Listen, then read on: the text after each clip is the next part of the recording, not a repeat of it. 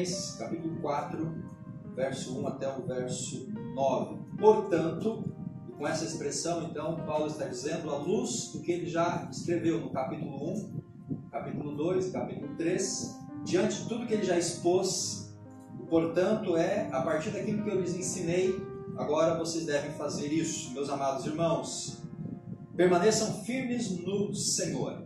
Lembro que nos textos anteriores nós vimos uma tensão, os libertinos, os judaizantes, problemas doutrinários, teológicos, perigos sobre a igreja, mas o apóstolo Paulo, ele exorta aqueles irmãos a ficarem firmes no Senhor. E essa, meus irmãos, é uma exortação para nós também. Fique firme no Senhor, amém? Firme na palavra, firme em oração, firme no seu propósito. Paulo expressa o seu amor por aqueles irmãos. Amo vocês e anseio vê-los, pois são minha alegria e a minha coroa de recompensa. Aquela igreja, ela era a menina dos olhos do apóstolo Paulo. Ele se orgulhava daquela igreja e ele sabia que quando chegasse na eternidade, aquela igreja seria parte do seu galardão, por todo o trabalho que ele fez, por tudo aquilo que ele sofreu por aquela igreja.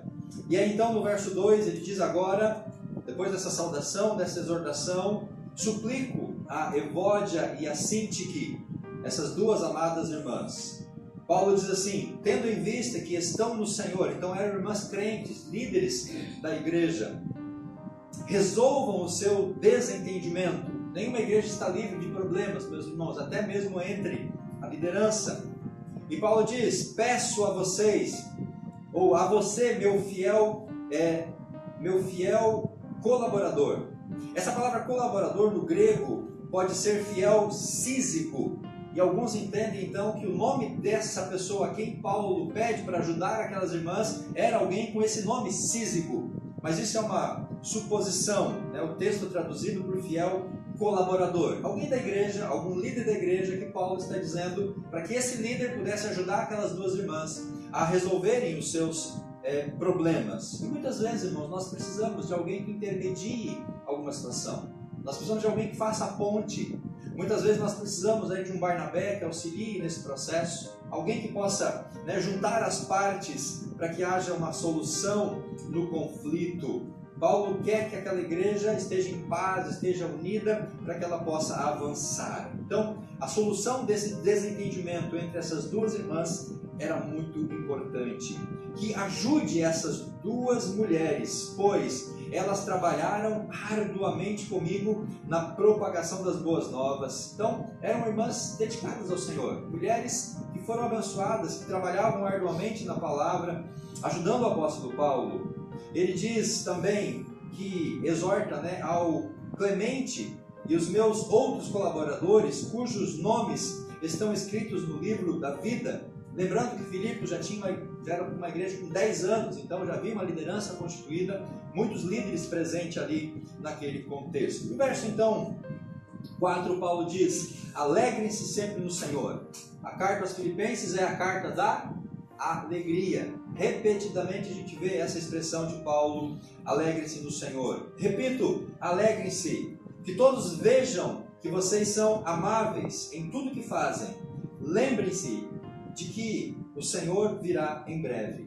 Então a igreja deveria ter uma marca de reconhecimento, a igreja deveria ser um testemunho, a igreja deveria ser uma mensagem. E Paulo diz então que a alegria, a amabilidade, a resolução dos conflitos, a ausência de problemas internos seria um cartão de visita daquela igreja para todas as pessoas não cristãs. Então Paulo está exortando aquela igreja a viver de uma maneira digna do Evangelho, a ser aquela igreja que ele expõe nos versos 12 até o final, verso 21 do capítulo 3, uma igreja que estava unida, uma igreja que buscava o Senhor, uma igreja que estava firmada no Senhor.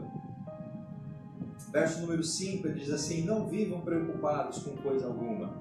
Em vez disso, orem a Deus, pedindo aquilo que precisam, agradecendo-lhe por tudo o que Deus fez. Então vocês experimentarão a paz de Deus, que excede todo entendimento, que guardará o seu coração e a sua mente em Cristo Jesus. E aqui Paulo chega no cerne do texto desta noite. Não se preocupem com coisa alguma. Em vez disso, orem a Deus. Não esteja com o seu coração angustiado, meu irmão, por qualquer coisa. Coloque esta angústia diante de Deus em oração. Não perca o sono por causa das preocupações. Ore e descanse na presença do nosso Deus. Verso 8, por fim, irmãos, quero dizer só mais uma coisa.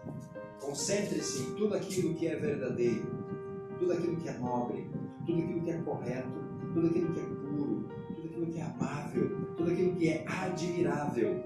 Pensem no que é excelente e digno de louvor. Ocupe a sua mente com coisas boas, saudáveis, que edificam. Assista vídeos que edificam a sua vida e que traga crescimento. Deixe de lado aquilo que vem se tornar um lixo no coração e na mente. Encha a sua mente, preencha a sua vida com tudo aquilo que é edificante para nós. Continue, verso número 9. A praticar tudo que aprenderam e receberam de mim no tempo que Paulo estava lá plantando a igreja, a segunda visita que ele fez 5 anos depois, tudo que vocês ouviram de mim, tudo que vocês viram fazer. Então Paulo chama a atenção não apenas para o ensino, mas para o que ele viveu da palavra de Deus. A prática, como ele disse no texto anterior que nós ministramos, sejam meus imitadores, olhem para mim.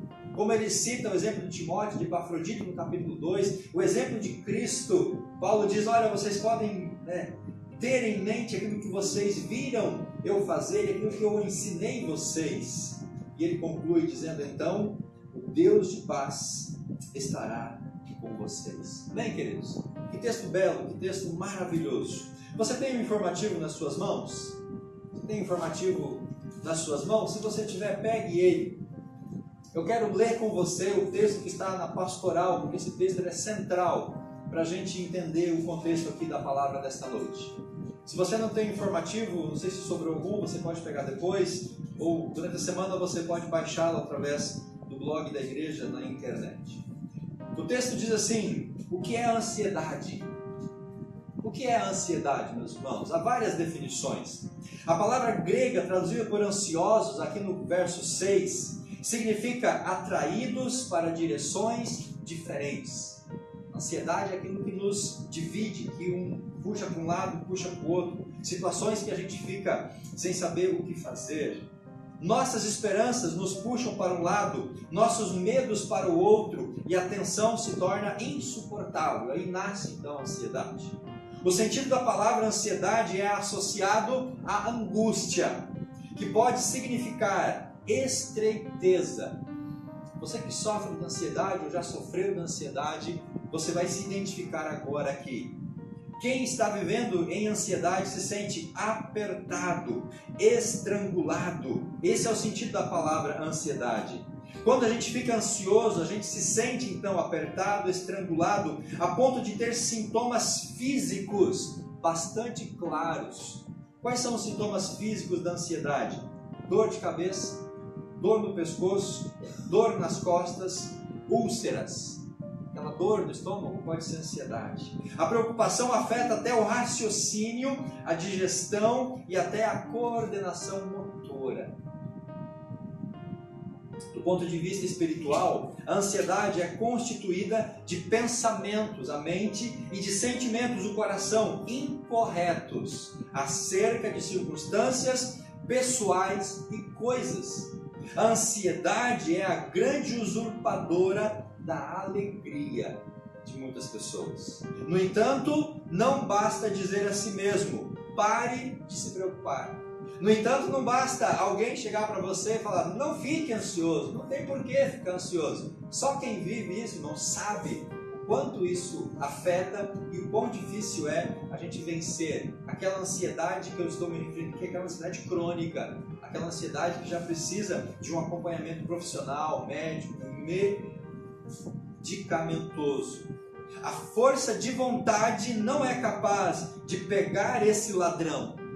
Não basta apenas dizer, mas não fique chorando, ansioso, né? Tenha força de vontade, tenha fé, creia. É importante, mas não é suficiente. Por quê? Porque eles têm a colaboração de elementos internos. Para vencer a ansiedade é preciso ter mais do que boas intenções. O melhor antídoto é a segurança. Paulo diz, e a paz de Deus, que excede todo entendimento, guardará o coração e a vossa mente em Cristo Jesus. Verso 7 aqui de Filipenses. Quando temos segurança e paz de Deus, Ele nos guarda. E Deus da paz nos guia, verso 9. Com esse tipo de proteção, que motivo há para ficar então ansioso? Se a gente de fato entender o texto de Filipenses, internalizar esse texto e viver esse texto, irmão, a gente vai dar um grande passo para vencer então a ansiedade. Se havia alguém com desculpas ou com motivos de sobra para se preocupar, era o apóstolo Paulo. Paulo não tinha todos os elementos para estar angustiado. Seus amigos cristãos queridos estavam se desentendendo entre si, ou pelo menos a Evódia e a Sintique. Ele não estava por perto para ajudá-los. Imagina você lá no hospital, se recuperando de uma cirurgia, e o seu marido liga dizendo: olha, os filhos estão brigando aqui, eles estão quebrando o pau, fecharam aqui. O que você pode fazer lá no hospital? Nada. Era o que Paulo estava sentindo, ele estava distante, problemas na igreja, e ele não podia fazer nada para resolver aquele conflito, para ajudá-los. Não dá para ter ideia do motivo da contenda dessas duas irmãs, mas se sabe que elas causavam uma divisão ali dentro da igreja. Isso trazia, sim, possíveis motivos para a ansiedade de Paulo. Além dessa possível dissensão em Filipos, Paulo também teve de tratar de desavenças entre os cristãos em Roma. Lembram Filipenses capítulo 1, 14 a 17? Quando Paulo disse que havia gente que pregava pelos motivos errados lá no contexto de Roma. E além disso, meus irmãos, ele estava preso, pairava no ar a possibilidade da própria execução do apóstolo Paulo. Então você vê que ele estava num ambiente propício para a ansiedade. Um ambiente propício para sofrer desse sentimento. Sem dúvida, Paulo tinha boas motivações para ficar ansioso, mas não foi isso que ele fez. Pelo contrário, ele ensina a igreja a vencer a ansiedade. Em vez disso, ele concentrou-se em explicar aos seus leitores o segredo da vitória sobre as preocupações. A fim de vencer a ansiedade e de experimentar segurança, devemos cumprir 3 condições que Deus determinou. E essas 3 condições estão aqui no texto, que a gente vai avançar agora. Quais são, meus irmãos? Orar corretamente. Pastor, mas a gente pode orar errado? Sim, a gente pode orar errado. Tiago fala isso. A gente pode pensar corretamente, porque muitas vezes coisas ocupam os nossos pensamentos. A gente permite que os nossos pensamentos sejam tomados por aquilo que vai desencadear uma ansiedade. A gente deve viver corretamente. Versos 6, 7, 8 e 9 de Filipenses. Você, meu querido irmão, tem problema com ansiedade? Em algum momento você padece desse mal? A palavra de Deus vai te dar algumas orientações para que você possa começar a vencer a ansiedade. Mas talvez você precise de algo mais. Talvez você precisa de um acompanhamento profissional. Você precisa de algo que possa te ajudar a sair dessa condição. Amém, queridos? Vamos avançar então? Qual que é a primeira atitude do cristão para vencer a ansiedade? Verso 6 e o verso 7. A introdução do capítulo 4, nós já mencionamos a discórdia entre as duas irmãs, Paulo exortando para que elas resolvessem aquele conflito. Ele pede para que um irmão lá da igreja ajudasse elas a vencer essa dificuldade. Eram irmãs que trabalhavam no Senhor, pessoas abençoadas por Deus. Verso 4, ele exorta para se alegrarem no Senhor, sempre se alegrar no Senhor, serem amáveis, serem pessoas que dão bom testemunho. E aí no verso 5 ele introduz, dizendo: não vivam preocupados com coisa alguma, em vez disso orem a Deus, pedindo aquilo que precisam, agradecendo por tudo que Ele faz. E agora então nós vamos entrar naquilo que Paulo ensina para vencer a ansiedade: orar corretamente. Paulo não escreve, orem sobre isso, faça a oração desta maneira. Paulo não ensina aos cristãos a oração, a base da oração, porque ele entende que aquela igreja já sabia a oração. Antes, ele usa 3 palavras para descrever a oração correta. Ele vai usar o termo oração, súplica e ações de graça. São 3 elementos que compõem a oração. Orar corretamente envolve esses 3 elementos, irmãos: oração em si, a súplica e ações de graça. Então, o que é oração? Oração é um termo geral usado para se referir às petições que fazemos ao Senhor. Oração é pedir, oração é conversar com Deus, oração é nos apresentar diante do Senhor. Oração tem conotação de reverência, de devoção e de adoração. Não adoramos só quando cantamos, nós adoramos quando oramos, nós adoramos quando estamos em comunhão. Sempre que nós nos vermos ansiosos, a primeira coisa a fazer, queridos, é ficar sozinho com Deus.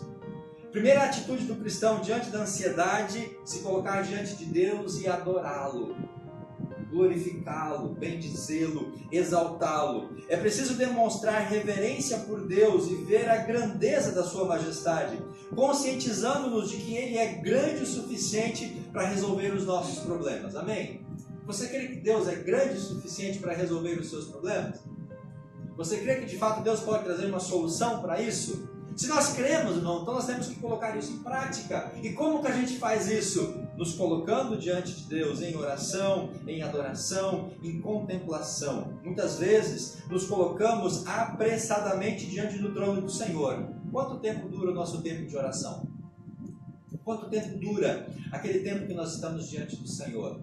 Muitas vezes nós vivemos uma vida de oração fast food, aquela oração rápida, aquela oração apressada. Então Paulo, quando fala sobre oração, ele diz: se coloque diante do trono de Deus. Você deve se aproximar dele com calma, com profundidade, com reverência. O primeiro passo para orar corretamente é a adoração. Não tenha pressa. Se coloque diante de Deus, adore, louve, exalte, elogie a Deus, cante. Esse vai ser um ambiente para que o seu coração esteja em paz. Depois Paulo fala da súplica. O que é súplica? Súplica é uma expressão sincera a Deus das necessidades e dos problemas enfrentados. Súplica é quando a gente se derrama, quando a gente entrega tudo, quando a gente abre o coração, quando a gente revela tudo para Deus. Não há lugar para orações indiferentes e insinceras. E muitas vezes a gente tenta dar um perdido em Deus. Muitas vezes a gente ora para Deus e não é sincero. Muitas vezes a gente ora para Deus e a gente é indiferente com de fato aquilo que a gente está vivendo. Apesar de sabermos que não somos ouvidos em função das vãs repetições, Mateus 6, também sabemos que o Pai deseja que nós sejamos honestos em nossas petições. Meu irmão, você é honesto diante de Deus nas suas orações e petições? Você fala com Deus, de fato, realmente aquilo que está no seu coração? Será que a gente tem medo de expressar para Deus tudo que está no nosso coração? Às vezes a gente tem medo. Às vezes a gente tem medo de falar para Deus aquilo que de fato está na nossa mente, no nosso coração. E quando a gente não fala, quando a gente não expressa o que realmente a gente está sentindo, a cura ela não vai vir. Foi assim que Deus orou lá no Getsemane. Jesus orou com sinceridade: Pai, se possível, afasta de mim esse cálice, a ponto dele gotejar ali gotas de sangue. Isso é uma oração intensa, sincera. Quando os discípulos mais próximos dormiram, ele transpirava gotas de sangue. A súplica não é uma questão de energia carnal. Irmãos, oração forte, não é aquela oração que grita, que fala alto. A oração forte é aquela oração de fervor espiritual. É a oração que parte de um espírito que queima com a presença do Espírito Santo. A oração forte é aquela oração que é feita com fé. A energia espiritual, o fervor espiritual, parte de um coração tomado de louvor, de gratidão e que dá graças, e que louva e que glorifica ao Senhor. Amém? Mas Paulo fala que nós temos que, depois de adorar e suplicar, nós temos que apreciar ao Senhor, dando graças a Deus e agradecendo. Sem dúvida, o pai gosta de ouvir os filhos dizerem muito obrigado. Certo, papais e mamães? A gente gosta quando os filhos falam, né? Muito obrigado, pai. Vem, dá um abraço, dá um beijo. Embora que às vezes eles abraçam e beijam quando querem alguma coisa, né? Sempre com segundas intenções. O pai gosta que você diga obrigado, meu Deus. Obrigado, Jesus. Obrigado, papai. Obrigado porque o Senhor tem sido bom. Deus gosta de ouvir um muito obrigado. Qual foi a última vez que você disse para o seu Deus? Muito obrigado, pai. Muito obrigado por aquilo que o Senhor tem me dado. Quando Jesus curou os 10 leprosos, um deles voltou para agradecer. e nos perguntamos se a porcentagem é mais elevada nos dias de hoje. Será que a gente está agradecendo a Deus de fato da maneira que Ele merece? Ou nós estamos agradecendo a Deus por que Ele tem nos feito? Às vezes a gente esquece de agradecer, não é, irmãos? A gente concentra mais no pedir, no apresentar e menos no agradecer. Ninguém hesita em pedir, mas demonstrar apreciação é mais raro. A gente tem mais dificuldade de agradecer e de elogiar, até no relacionamento humano, quiçá no relacionamento espiritual. É possível observar que orar corretamente não é algo instantâneo na vida do cristão. Nós não vamos aprender a orar corretamente do dia para a noite.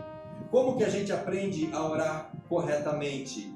Nós temos que investir tempo diante do Senhor. A fórmula de Paulo para ter paz encontra-se no final da epístola aos Filipenses, não no começo.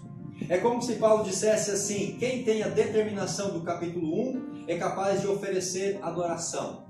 Quem tem a submissão do capítulo 2 é capaz de apresentar as suas súplicas. Quem tem a disposição espiritual do capítulo 3 é capaz de demonstrar apreciação. Oração plena, completa e profunda demanda caminhar, demanda tempo com Deus. Paulo aconselha a levar tudo a Deus em oração. Nós temos levado tudo a Deus em oração, queridos? Sejam conhecidas diante de Deus as vossas petições. A gente tem orado por tudo e admoesta que não andemos ansiosos de coisa alguma e que oremos sobre todas as coisas. Qual que é a nossa tendência? Orar pelas grandes coisas e não orar pelas pequenas coisas. E muitas vezes são as pequenas coisas pelas quais nós não oramos que se tornam grandes coisas e tiram a nossa paz.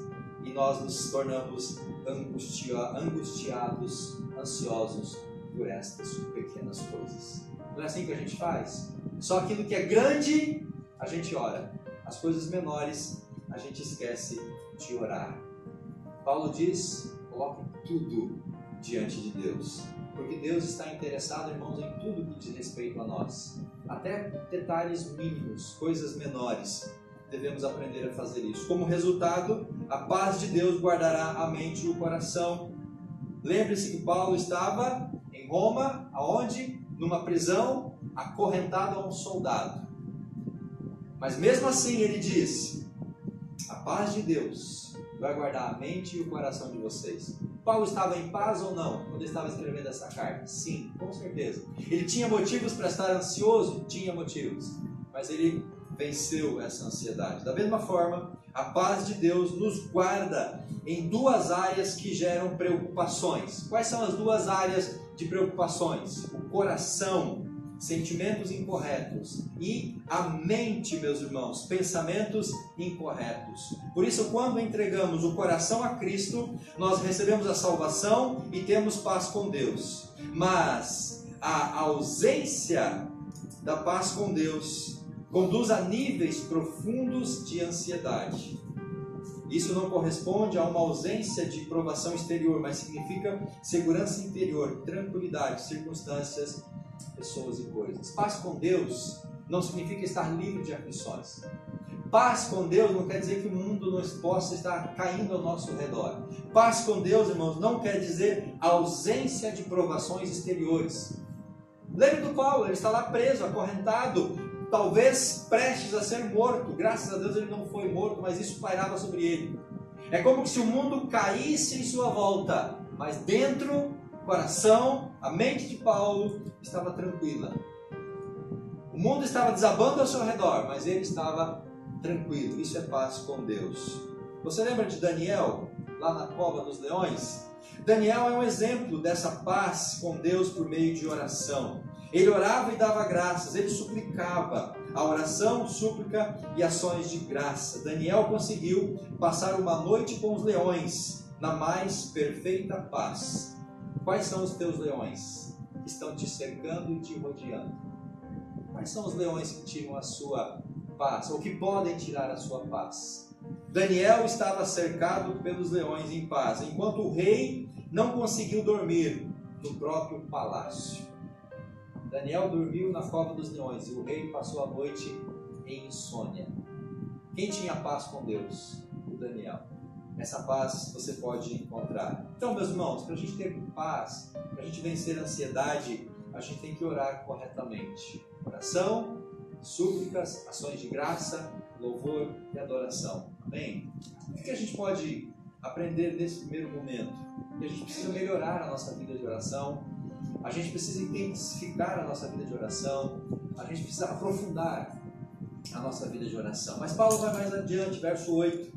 Ele nos ensina a pensar corretamente. Por isso, irmãos, quando diz só mais uma coisa, concentrem-se em tudo que é verdadeiro, tudo que é nobre, tudo que é correto, tudo que é puro, tudo que é amável, tudo que é admirável. Pensem no que é excelente e digno de louvor. Além de orar corretamente, a gente tem que pensar corretamente. A paz envolve o coração e a mente. Pensamentos incorretos geram sentimentos incorretos. E por consequência disso, o coração e a mente vêm-se divididos, estrangulados pela ansiedade. Os pensamentos são reais e poderosos, mesmo que não possam ser vistos, nem pesados ou medidos, 2 Coríntios 10, 5.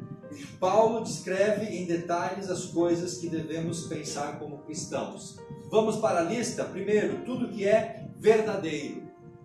Devemos ocupar a nossa mente com aquilo que é verdadeiro. Segundo uma pesquisa, irmãos, apenas 8%, guarde isso, das coisas que deixam as pessoas ansiosas são motivos legítimos de preocupações. Somente 8% são motivos legítimos. Os outros 92% são imaginários, nunca vão acontecer ou envolvem questões fora do controle das pessoas. Tem coisas que a gente não tem controle, tem coisas que não dependem de nós, tem coisas que a gente não vai poder mudar. Então, por que ficar ansioso e angustiado por essas coisas? Satanás é mentiroso. Ele deseja corromper a mente com as suas mentiras, mas o Espírito Santo controla a nossa mente por meio da verdade. O diabo quer tentar a nossa mente, quer controlar ela por meio da mentira. Mas se a gente tiver o Espírito Santo, ele controlar a nossa mente, nós vamos pensar naquilo e tudo aquilo que é verdadeiro. Amém? Tudo que é respeitável e justo, ou seja, tudo que é digno de respeito e correto. Muitas coisas não são respeitáveis. Os cristãos não devem pensar nessas coisas. Mas o que tem passado nos nossos pensamentos? O que tem ficado nos nossos pensamentos? O que tem ocupado a nossa mente? O que entra pelas janelas dos nossos pensamentos? O que entra pelos nossos olhos, pelos nossos ouvidos? O que está penetrando em nós? É respeitável? É justo? Isso não significa enterrar a cabeça na areia e evitar tudo aquilo que é desagradável, mas sim não dedicar atenção às coisas desonrosas, nem permitir que elas controlem os nossos pensamentos. O que você assiste? O que você vê? O que você ouve? Qual ambiente você frequenta? Cuidado, tudo que é respeitável e justo deve ocupar os nossos pensamentos. Paulo avança, tudo que é puro, amável e de boa fama. Puro se refere à pureza moral. As pessoas são constantemente tentadas pela impureza sexual. A sexualidade hoje está destruindo a sociedade. O que é amável significa belo, atraente, de boa fama. Se refere ao que é digno de ser comentado, atraente. O cristão deve encher a sua mente com os pensamentos mais nobres e mais elevados, não com os pensamentos abjetos desse mundo depravado. O que tem ocupado, irmãos, os nossos pensamentos? E Paulo finaliza a lista com tudo que é ou que tem virtude e louvor. Se tem virtude, servirá de motivação para nos aperfeiçoar. Se tem louvor, é digno de ser recomendado às outras pessoas. Não se dê ao luxo de desperdiçar energia mental com pensamentos que o rebaixam e prejudiquem as outras pessoas. Poupe sua mente dessas coisas. Ao comparar esta lista com a palavra de Davi no Salmo 19, verso 7 e verso 9, eu quero ler com você o Salmo 19, então, de Davi, verso 7 e verso 9. Para que a gente possa concluir esse tópico. Salmo 19, verso 7 ao verso 9. Encontre o texto, por favor.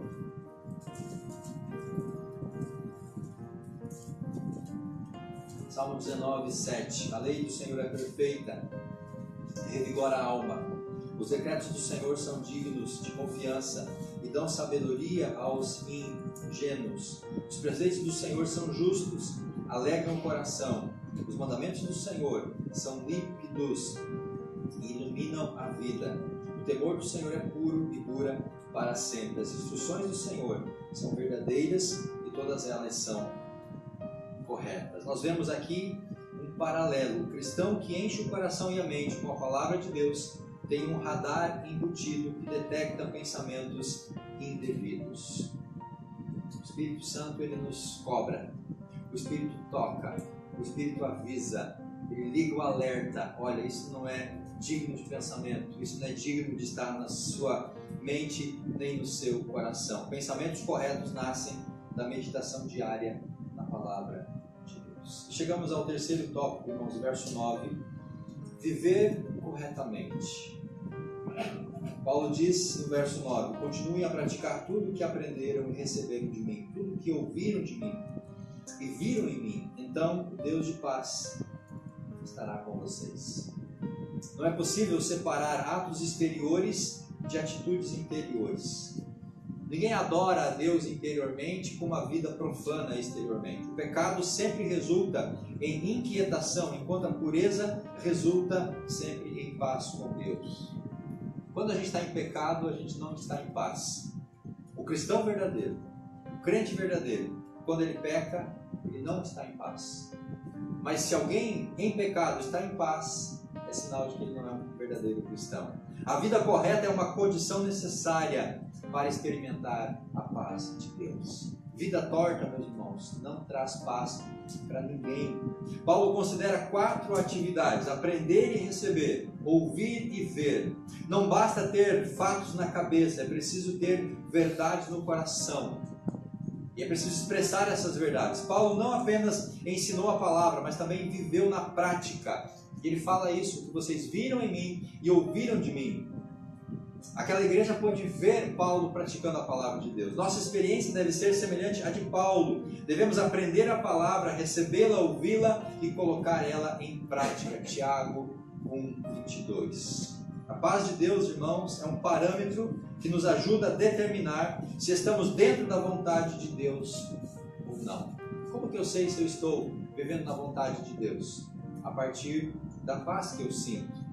Se estivermos andando no Senhor, a paz de Deus e o Deus da paz exercerão sua influência sobre o nosso coração. Sempre que desobedecemos, perdemos a paz e sabemos que fizemos algo errado. A paz de Deus é o árbitro que nos dá o cartão amarelo, dizendo: ó, cuidado, na próxima você leva o vermelho. Nós temos que ter essa percepção do Espírito Santo. Então, meus irmãos, orar corretamente, pensar corretamente, viver corretamente são as condições para ter segurança e vitória sobre a ansiedade. Esse é o nosso desafio.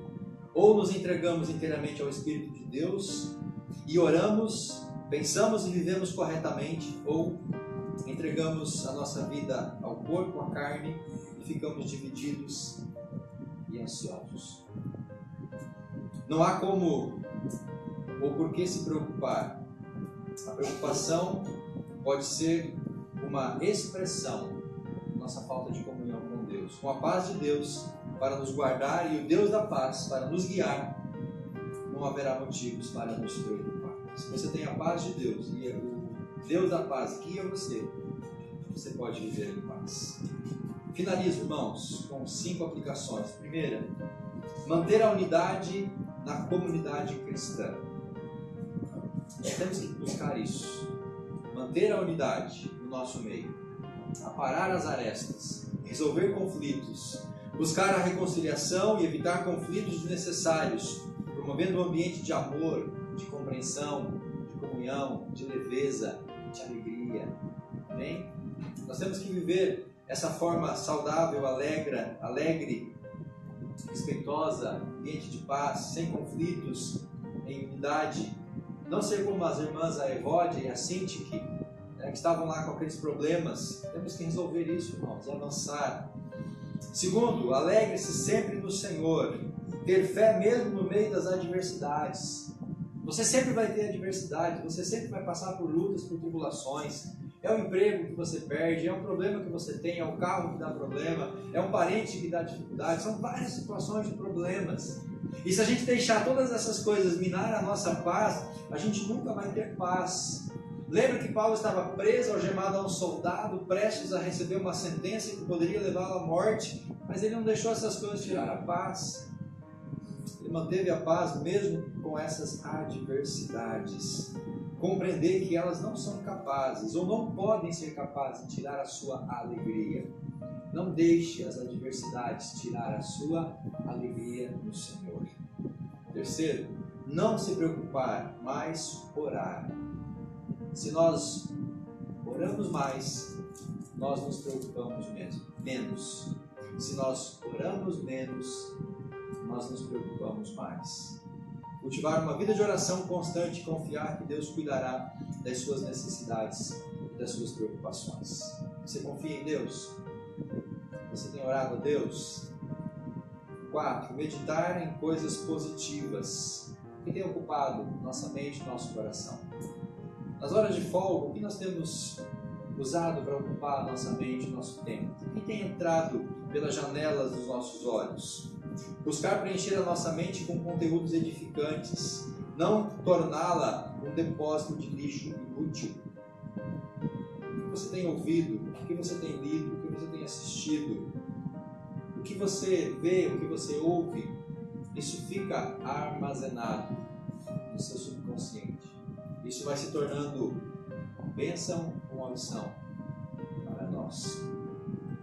E último, aprenda a estar contente em todas as situações. É difícil? É difícil, mas nós temos que aprender. Desenvolver uma vida de gratidão é resultado de uma mentalidade de adoração. Aprender a ser satisfeito com o que a gente tem e evitar a ganância pelo materialismo e por aquilo que a gente não tem. Em lugar de usufruir o que nós já temos, a gente muitas vezes